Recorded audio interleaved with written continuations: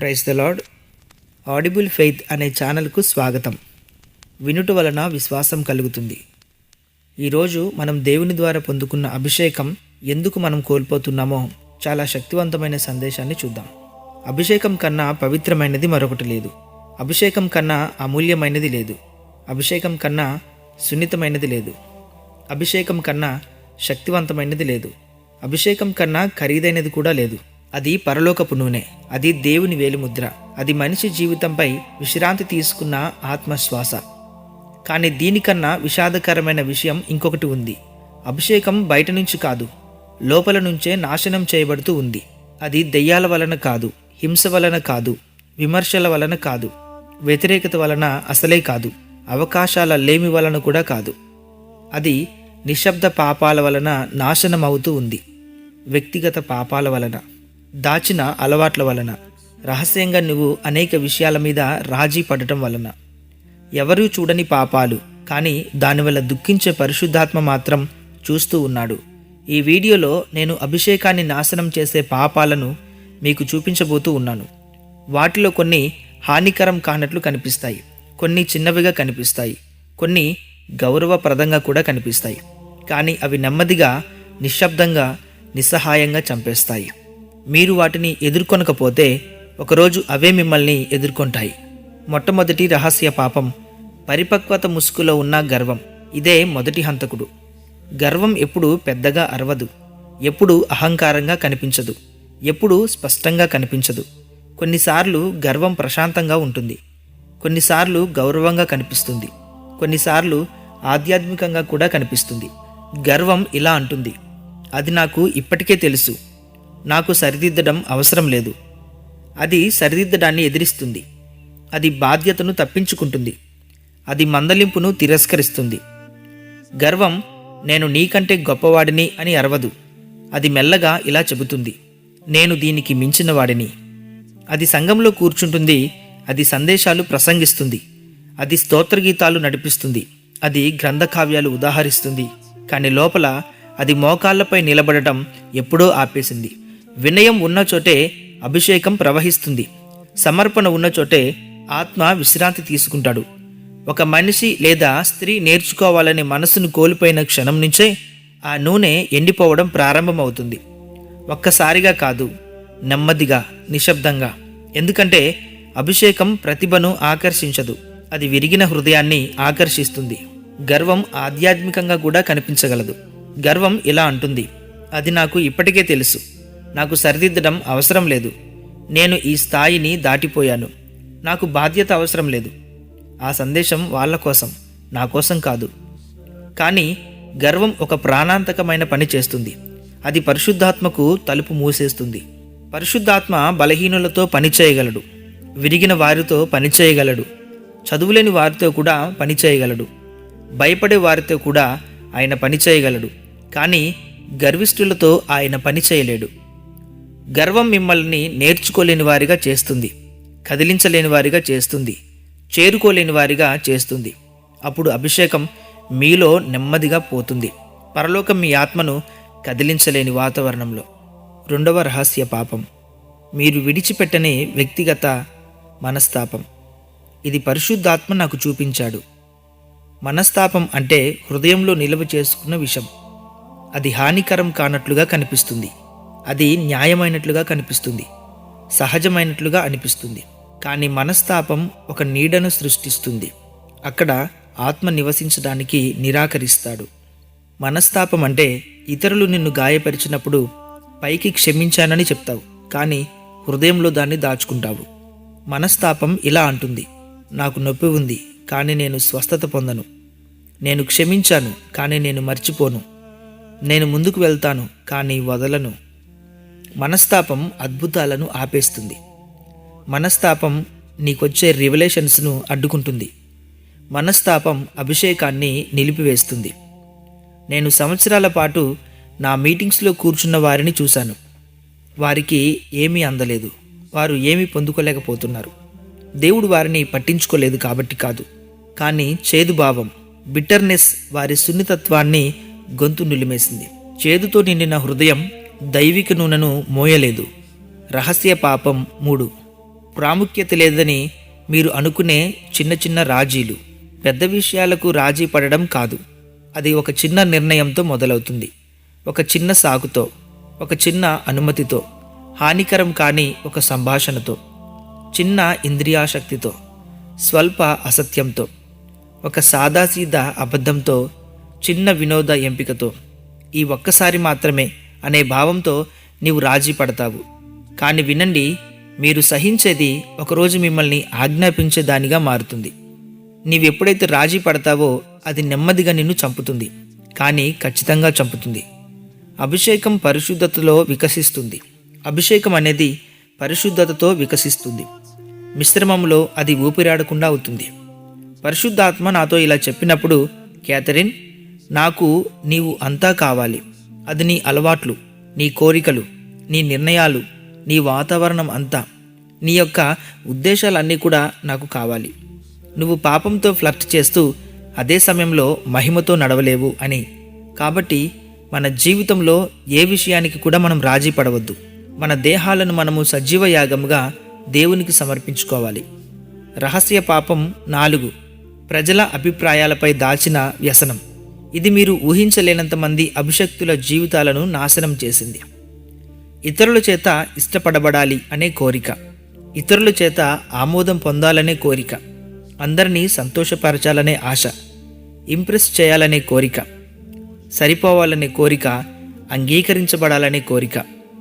మీరు ఒకేసారి ఆత్మచేత నడిపించబడి ప్రజల అభిప్రాయాల చేత నియంత్రించబడలేరు. మీరు చప్పట్లు కోరుకుంటే సున్నితత్వాన్ని కోల్పోతారు. మీరు ఇతరుల చేత ధృవీకరణ కోరుకుంటే నిబద్ధత కోల్పోతారు. మీరు గుర్తింపు కోరుకుంటే ప్రత్యేకమైన జీవితాన్ని కోల్పోతారు. అభిషేకానికి శత్రువులు ఉన్నారు. వాటిలో ఒకటి ప్రజల ఆమోదం. ప్రజల చప్పట్లు దేవుని మెల్లని గుసగుసను ఊపిరాడకుండా చేయగలవు. నీవు మనుషులను సంతోషపరిచే వ్యక్తిగా ఉంటే దేవునిని ఎప్పటికీ సంతోషపరచలేవు. కానీ దేవుని సంతోషపరచగలిగితే నీవు ఖచ్చితంగా నీ అభిషేకాన్ని నిరంతరము నిలుపుకోగలవు. రహస్య పాపం 5, స్వీయ అనుమానం మరియు భయం. భయం అవిధేయతగా మారినప్పుడు పాపమే. భయం ఇలా అంటుంది, నేను చేయలేను, నేను సరిపోను, నాకు నియంత్రణ కోల్పోవాలనిపించదు, నేను ముందడుగు వేయలేను, నేను హాస్యాస్పదంగా కనిపించకూడదు, నేను విఫలమవుతానేమో అనే భయం. ప్రజల గురించి భయం. కానీ భయం ఒక ప్రమాదకరమైన పని చేస్తుంది. అది పరిశుద్ధాత్మకు కాకుండా మీ భావోద్వేగాలకు మీరు విధేయులవుతారు. భయం విధేయతను చంపుతుంది. విధేయత చనిపోతే అభిషేకం కూడా పోతుంది. దేవుడు బలహీనులను ఉపయోగించగలడు, కానీ సిద్ధంగా లేని వారిని ఉపయోగించలేడు. పరిశుద్ధాత్మ మీ భయాన్ని బలవంతంగా దాటించడు. ఆయన మీరు అవును అనే దానికోసం ఎదురుచూస్తూ ఉంటాడు. కాబట్టి భయం అనేది విడిచిపెట్టండి. దేవునికి అవును అని చెప్పండి. రహస్య పాపం 6, కనిపించాలి అనే కోరిక. ఇది సంఘంలో అత్యంత సున్నితమైన కానీ అత్యంత నాశనకరమైన పాపాల్లో ఒకటి. గుర్తించబడాలనే కోరిక, ఇతరుల చేత గౌరవించబడాలనే కోరిక, ప్రాముఖ్యంగా ఉండాలి అనే కోరిక, ఆరాధించబడాలనే కోరిక, సెలబ్రేట్ చేయబడాలి అనే కోరిక. ఇది హానికరం కానట్లుగా కనిపిస్తుంది. మనుష్య సహజంగా కనిపిస్తుంది, సహజమైన కోరికలాగా అనిపిస్తుంది. కానీ ఇది ప్రమాదకరం. ఎందుకంటే అభిషేకం దృష్టిని కోరుకునే వ్యక్తిపై నిలవదు, అది బలిపీఠాన్ని కోరుకునే వ్యక్తిపై నిలుస్తుంది. యేసు ఇలా చెప్పారు, రహస్యంగా చూచు నీ తండ్రి బహిరంగంగా ఫలితమిస్తాడు. కానీ నేడు చాలామంది రహస్య జీవితం లేకుండానే ఫలితాన్ని కోరుకుంటున్నారు. ప్రార్థన లేకుండా వేదిక కోరుతున్నారు. విరిగిన హృదయం లేకుండా గౌరవం కోరుతున్నారు. వినయం లేకుండా సన్మానం కోరుతున్నారు. కనిపించాలి అనే కోరిక అన్నిటినీ చూస్తున్న దేవునిని దూరం చేస్తుంది. నువ్వు ఆయన అభిషేకాన్ని కోరుకుంటే ప్రజల కళ్ళ కంటే ఆయన కళ్ళను ఎక్కువ కోరుకోవాలి. రహస్య పాపం 7, పరిశుద్ధతలా కనిపించే పాపం, ఆత్మీయ గర్వం. ఈ ఆత్మీయ గర్వం అనేది అనైతికత కన్నా కూడా చాలా ప్రమాదకరం. నైతికంగా బలహీనమైన వ్యక్తి పశ్చాత్తాపం పొందగలడు, కానీ గర్విష్ఠుడు తనకు పశ్చాత్తాపం అవసరం అని అనుకోడు. ఆత్మీయ గర్వం ఇలా అంటుంది, నేను ఇతరుల కంటే ఎక్కువ ప్రార్థిస్తాను, నేను వారికంటే లోతుగా ఉన్నాను, నేను దేవుని స్వరాన్ని బాగా వింటాను, నేను ఎక్కువ శక్తిలో నడుస్తున్నాను, నాకు దేవుని వాక్యం గురించిన జ్ఞానం ఎక్కువగా ఉంది అని. ఇది చాలా ప్రమాదకరం, ఎందుకంటే ఇది దేవుని మహిమను దొంగలిస్తుంది. ఆత్మీయ గర్వం నీకు ఇలా అనిపింపజేస్తుంది, ఇది దేవుని కృప కాదు, ఇది నా ఆధ్యాత్మిక స్థాయి. కానీ నిజం ఏమిటంటే నీకు ఉన్న ప్రతి అభిషేకం, ప్రతి శక్తి, ప్రతి ప్రకటన, ప్రతి అవకాశము అన్నీ దేవుని కృపే. నీవు పొందింది నీ అర్హత వల్ల కాదు, ఆయన దయ వల్ల అని గుర్తుంచుకో. ఆత్మీయ గర్వం నిన్ను ఇతరులతో పోల్చిస్తుంది, వారిని చిన్నదిగా చూస్తుంది, నిన్ను పెద్దదిగా భావించేలా చేస్తుంది. కానీ అభిషేకం పోటీ వేదికపై నిలవదు, అది వినయ బలిపీఠంపై మాత్రమే నిలుస్తుంది. గర్వం ఉన్న చోట కృప తగ్గుతుంది, వినయం ఉన్న చోట కృప పెరుగుతుంది. దేవుడు పడిపోయిన వారిని లేపుతాడు, కానీ తమను ఎత్తుకున్న వారిని ఆయన తగ్గిస్తాడు. నేను ఎక్కువ శక్తిలో నడుస్తున్నాను, నాకు గ్రంథజ్ఞానం ఎక్కువ, నేను మరింత ఆధ్యాత్మికంగా ఉన్నాను.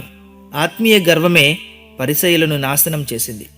పరిశుద్ధుల్లా కనిపించిన పురుషులు కానీ వినయం లేనివారు, గ్రంథములను కంఠస్థం చేసుకున్నవారు కానీ దేవుణ్ణి తెలుసుకొనని వారు. తరచూ ఉపవాసం చేశారు కానీ పరిశుద్ధాత్మను దుఃఖపరిచారు. ఆత్మీయ అహంకారం ఉన్న చోట అభిషేకం చనిపోతుంది. తమకు ఇప్పటికే చాలానే ఉందని భావించే వ్యక్తిని పరిశుద్ధాత్మ ఎప్పటికీ అభిషేకించలేడు. రహస్య పాపం నెంబర్ 8. సంసోను నాశనం చేసిన పాపం, బలహీనతగా ముసుగు పట్టిన కామం. ప్రజలు దాన్ని బలహీనత అంటారు, దేవుడు దాన్ని పాపం అంటాడు. కామం ఏ రూపంలోనైనా దాదాపు ఏ పాపం కన్నా వేగంగా అభిషేకాన్ని చంపుతుంది. ఎందుకంటే కామం దృష్టిని కోరుతుంది, రహస్యాన్ని కోరుతుంది, ఆహారాన్ని కోరుతుంది, అవిధేయతను కోరుతుంది. కామం ద్వంద్వ జీవితం సృష్టిస్తుంది, ఆత్మను విభజిస్తుంది, సున్నితత్వాన్ని చంపుతుంది, పరిశుద్ధతను అడ్డుకుంటుంది, ఆధ్యాత్మిక అధికారాన్ని నాశనం చేస్తుంది. సంసోను చాలా శక్తివంతుడే, కానీ అతని అభిషేకం అతని ఆశలను తట్టుకోలేకపోయింది. అతను తన బలం కోల్పోయే ముందు పరిశుద్ధాత్మ అతన్ని విడిచిపోయాడు. అతను పరిశుద్ధత కోల్పోయినప్పుడు అభిషేకం కోల్పోయాడు. ప్రజలు సంసోను వంటి శక్తిని కోరుకుంటారు, కానీ యోసేపు త్యాగాన్ని మాత్రం కోరుకోరు. అది అసాధ్యం. పరిశుద్ధత లేకుండా నిలిచే అభిషేకం ఉండదు. రహస్య పాపం 9. ఒక రాత్రిలో అభిషేకాన్ని చంపిన పాపం అసూయ. మీకు ఈ సమయంలో ఒక కథ చెబుతాను. ఒక యవ్వన సేవకుడు ఉన్నాడు. ప్రతిభావంతుడు, ఉత్సాహవంతుడు, పిలుపు పొందినవాడు, అభిషక్తుడు. జనం వచ్చేవారు, ద్వారాలు తెరుచుకునేవి, ఆత్మలో కదిలేవాడు. కానీ అతని హృదయంలో ఒక రహస్య పాపం ఉంది, అదే అసూయ. మరో సేవకుని విజయాన్ని చూసి అసూయపడ్డాడు, వారి వరములను చూసి అసూయపడ్డాడు, వారి కృపను చూసి అసూయపడ్డాడు. బయట చూడడానికి సంతోషించినట్టుగానే కనపడేవాడు, కానీ లోపల లోపల ఎంతో కాలిపోయేవాడు. అసూయ ప్రమాదకరం, ఎందుకంటే అది ఆరాధన వెనుక దాగి ఉంటుంది. కాలక్రమంలో అసూయ పోలికగా మారింది, పోలిక నిరుత్సాహంగా మారింది, నిరుత్సాహం పోటీగా మారింది, పోటీ చేదుగా మారింది, చేదు కోపంగా మారింది. ఒక రాత్రి శక్తివంతమైన సేవలో అతను సేవ చేయడానికి నిలబడ్డాడు. ఏమీ జరగలేదు, ప్రవాహం లేదు, సన్నిధి లేదు, స్వరం లేదు, అభిషేకం లేదు. అది పూర్తిగా పోయింది. తర్వాత పరిశుద్ధాత్మ నాకు ఇలా చెప్పాడు, అసూయతో నిండిన హృదయాన్ని నేను అభిషేకించను. అసూయ కృతజ్ఞతను నాశనం చేస్తుంది. కృతజ్ఞత చనిపోతే అభిషేకం చనిపోతుంది. ఈ మాటలు చాలా లోతైనవి. రహస్య పాపం 10. మీరు సమర్థించుకునే అవిధేయత. ఇది అత్యంత ప్రమాదకరమైనది. ఇది విద్రోహం వల్ల వచ్చిన అవిధేయత కాదు, సాకులతో కప్పబడిన అవిధేయత. దేవుడు ఏమన్నాడో నాకు తెలుసు, కానీ ఈ పరిస్థితి వేరేలా ఉంది. ఆయన వేచి ఉండమన్నాడు, కానీ నేను సిద్ధంగా ఉన్నానని అనిపిస్తోంది. ఆత్మ కాదు అన్నాడు, కానీ ఎందుకని నాకు అర్థం కావడం లేదు. ఇది తప్పు అని తెలుసు, కానీ దేవుడు అర్థం చేసుకుంటాడు. ఇలాంటివి అన్నమాట. పరిశుద్ధాత్మ ఒక్కసారి మాట్లాడతాడు, సున్నితంగా, స్పష్టంగా, నెమ్మదిగా. నువ్వు వాదిస్తే ఆయన మౌనంగా మారుతాడు. మౌనం వచ్చినప్పుడు అభిషేకం తగ్గడం ప్రారంభమవుతుంది. ఇదే పాపం సౌలుని సింహాసనం నుండి తొలగించింది. ఇదే పాపం ఏలిని మౌనంగా చేసింది. ఇదే పాపం అనేక మంది పిలుపులను నాశనం చేసింది. విలంబిత విధేయత అవిధేయతే, పాక్షిక విధేయత కూడా అవిధేయతే, సమర్థించుకున్న విధేయత కూడా అవిధేయతే. అవిధేయత అభిషేకాన్ని చంపే వేగవంతమైన మార్గం. నేను ఒకసారి అభిషేకాన్ని కోల్పోయిన రాత్రి, అవును, అది నా జీవితంలో జరిగింది. నా సేవ ప్రారంభ దశలో ఒక రాత్రి నేను విసిగిపోయాను, అలసిపోయాను, భావోద్వేగంతో ఖాళీ అయ్యాను. ఎవరో నన్ను లోతుగా బాధపరిచారు. నాకు ఎంతో దగ్గరైన వ్యక్తి, నేను నమ్మిన వ్యక్తి. ఆ అవమానాన్ని నిశ్శబ్దంగా మోశాను. ఆ మనస్తాపాన్ని నాలోనే ఉంచుకున్నాను. దాని గురించి మాట్లాడలేదు, దాన్ని ఎదుర్కోలేదు. నా కోటు లోపల దాచుకున్న గాయంలా దాన్ని పట్టుకుని తిరిగాను. ఆ తర్వాత ఒక పెద్ద మీటింగ్ వచ్చింది. ఆడిటోరియం అంతా కూడా నిండింది. ఆశతో ఎదురు చూస్తున్న జనాలు. నా చేతిలో బైబిల్తో వేదిక పైకి నడిచాను. కానీ నా హృదయంలో మనస్తాపం ఉంది. అప్పుడు నేను అభిషేకం నిశ్శబ్దమైన శబ్దాన్ని నేను గుర్తించాను. శక్తి లేని అభిషేకం నాలో ఉంది. ఆ భయంకరమైన ఒంటరితనం నేను అక్కడ అనుభవించాను. శబ్దం లేకపోవడం కాదు, ఆయన లేనట్టుగా అనిపించడం. పరిశుద్ధాత్మ నన్ను విడిచిపోలేదు, కానీ ఆయన తన అభిషేకాన్ని ఆపేశాడు. అది ఒక్కసారిగా ఆగిపోయిన జలపాతం కింద నిలబడినట్టుగా అనిపించింది. నేను మాటలు ప్రసంగించగలిగాను, కానీ భారం లేదు. నేను గట్టిగా మాట్లాడగలిగాను, కానీ శక్తి లేదు. నేను చేతులు ఉంచగలిగాను, కానీ ప్రవాహం లేదు. జనం నిశ్శబ్దంగా చూస్తూ ఉన్నారు. ఏదో జరుగుతుందని ఎదురు చూస్తూ ఉన్నారు, కానీ ఏమీ జరగలేదు. అక్కడ ఆరాధన ముగిసింది. నా కళ్ళ వెనుక కన్నీళ్లు ఒత్తిపెట్టబడ్డాయి. నా చేతులు వణికాయి. నేను వెనుక గదిలోకి పరిగెత్తాను. తలుపు మూసుకున్నాను. మోకాళ్ళపై పడిపోయాను. లోతైన బాధాకరమైన రోదన. పరిశుద్ధాత్మ, నీవెందుకు ఇక్కడికి రాలేదు? ఆయన అప్పుడు మెల్లగా ఇలా పలికారు, నువ్వు ఖాళీ చేయని హృదయం ద్వారా నేను ప్రవహించలేను. ఆ తర్వాత ఆయన చెప్పిన మాటలు నా హృదయాన్ని చీల్చేశాయి. క్యాథరిన్, నీ మనస్తాపం నన్ను దుఃఖపరిచింది. ఇతరులు నీకు చేసిన గాయాన్ని నీవు క్షమించావు, కానీ హృదయంలో దాచుకున్నావు. ఆ స్థితి నన్ను దుఃఖపరిచింది. పరిశుద్ధాత్మ చెప్పిన ఆ మాటలకు నేను విరిగిపోయాను. 1 గంట పాటు నేను ఏడ్చాను. దాచుకున్న చేదు భావన కోసం, నిశ్శబ్ద కోపం కోసం, విడిచిపెట్టని గాయం కోసం పశ్చాత్తాపపడ్డాను. తరువాత ఉదయించే సూర్యుడిలా మెల్లగా ఆయన తిరిగి వచ్చాడు. ఆయన సన్నిధి గదిని బంగారు కాంతిలా నింపింది. ఆయన సమీపం నన్ను చుట్టుముట్టుకుంది. నేను మళ్ళీ చెప్పాను, దయచేసి ఇలా నన్ను మళ్ళీ విడిచిపోకు. ఆయన సమాధానం, పరిశుద్ధతలో నడువు, అప్పుడు నా మౌనాన్ని ఎన్నడూ అనుభవించవు. ఆ రాత్రిని నేను ఎన్నడూ మర్చిపోలేదు. నీవు మరలా తిరిగి కట్టబడుటకు మార్గం. చాలామంది అభిషేకాన్ని కోల్పోయారు. తిరిగి ఎలా రావాలో తెలియదు. సేవకులు ఖాళీ శక్తితో ప్రసంగిస్తూ ఉన్నారు. విశ్వాసులు పొడిబారిన పెదవులతో ప్రార్థిస్తూ ఉన్నారు. ఆరాధికులు కన్నీళ్లు లేకుండా పాడుతూ ఉన్నారు. మధ్యవర్తులు వ్యధ లేకుండా ప్రార్థిస్తూ ఉన్నారు. నాయకులు అగ్ని లేకుండా నడిపిస్తూ ఉన్నారు. వారు అభిషేకాన్ని ప్రజల ముందు కాదు, రహస్యంగా కోల్పోయారు. కానీ ఉజ్జీవం ఎప్పుడూ సాధ్యమే. మార్గం సులభం, కానీ పశ్చాత్తాపంతో నిండింది. వ్యక్తిగత పాపాన్ని ఒప్పుకో. దాన్ని బలహీనత అనకు, దాన్ని పోరాటం అనకు, దాన్ని సీజన్ అనకు. అది పాపమని పిలువు. నిజాయితీ స్వస్థతను ప్రారంభిస్తుంది. 2వది, గర్వాన్ని దించు. తమను సమర్థించుకునే వారికి అభిషేకం తిరిగి రాదు, విరిగిన వారికి మాత్రమే వస్తుంది. 3వదిగా, త్వరగా క్షమించు. చేదు చనిపోవాలి, శక్తి జీవించాలి అంటే. 4వదిగా, రాజీని కోసివేయి. దేవుడు ద్వేషించేదానికి తోడ్పడకు. ఎప్పుడు కూడా ఏ విషయంలోనూ రాజీ పడకు. 5వదిగా, సేవ కంటే పరిశుద్ధతను ఎక్కువగా వెంబడించు. నిలిచే అభిషేకానికి పునాది పరిశుద్ధతే. ఇక 6వదిగా, ఆత్మీయ సాన్నిధ్యానికి తిరిగిరా. నువ్వు ఆయనను ఎక్కడ వదిలావో అక్కడికే వెళ్ళు. అక్కడే ఆయన ఎదురు చూస్తూ ఉన్నాడు. ఈ తరం కోసం పరిశుద్ధ హెచ్చరిక. పరిశుద్ధాత్మ అనేక మంది హృదయాలలో నుంచి వెనకకు తిరిగి వెళ్తూ ఉన్నాడు. ఆయన బలహీనుడైనందుకు కాదు, ఆయన గౌరవింపబడకపోవడం వల్ల. ఈ రోజుల్లో అభిషేకం అరుదుగా ఉంది, ఎందుకంటే పాపం సాధారణమైంది, పరిశుద్ధత ఐచ్ఛికమైంది, పవిత్రత పాతబడిపోయిందని అనుకుంటూ ఉన్నారు. రాజీని సెలబ్రేట్ చేస్తున్నారు. విధేయత చర్చించుకునే అంశమైంది. భావోద్వేగాలు నిబద్ధతను భర్తీ చేశాయి. గుంపులు ప్రతిష్టలను భర్తీ చేశాయి. వేదికలు బలిపీఠాలను భర్తీ చేశాయి. ఆత్మ ఇలా అంటూ ఉన్నాడు, పరిశుద్ధతకు తిరిగి రండి. న్యాయబద్ధత కాదు, స్వీయ నీతిమంతత్వం కాదు, పరిశుద్ధత. ఆలోచనలో పరిశుద్ధత, కోరికలో పరిశుద్ధత, రహస్య ప్రదేశాలలో పరిశుద్ధత, ఎవరూ చూడనప్పుడు పరిశుద్ధత, నిశ్శబ్దంలో కూడా పరిశుద్ధతే. అభిషేకానికి ఒకే వాతావరణం ఉంది, అదే శుద్ధ హృదయం. హృదయ శుద్ధి కొరకు పిలుపు. నేను ఈరోజు ప్రతి విశ్వాసి ముందు నిలబడగలిగితే నేను మోకాళ్ళపై పడిపోయి ఇలా అరుస్తాను, అభిషేకాన్ని కోల్పోవద్దు. క్షణకాల పాపం కోసం కాదు. ఏ ప్రలోభం కూడా ఆయన సన్నిధికి సమానం కాదు. ఏ సంబంధం కూడా ఆయన శక్తికి సమానం కాదు. ఏ విషయంలో రాజీ పడడం కూడా ఆయన సమీపానికి సమానం కాదు.